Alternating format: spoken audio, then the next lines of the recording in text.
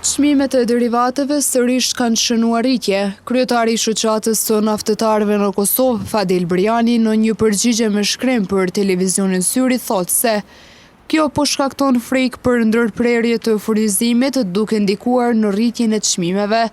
Briani tutje shtoi se çdo eskalim i kësaj situate do të ndikojë më shumë në rritjen e çmimit të naftës, ndërsa ndonjë marrëveshje paqe e ndërmjetësuar nga Shtetet e Bashkuara të Amerikës mund të qetësojë tregun e naftës.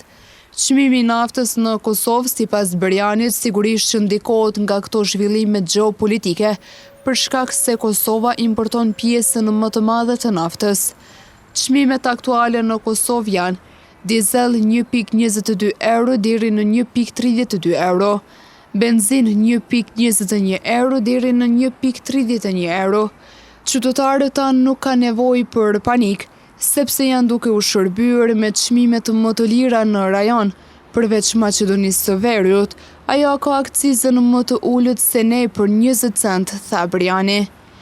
Ndërkohë, edhe në pikat e shitjes së derivateve në Gjakov kishte lëvizje të çmimeve duke filluar nga nafta, 1.28 euro deri në 1.32 euro për litër, po ashtu edhe benzina 1.30 euro deri në 1.35 euro për litër.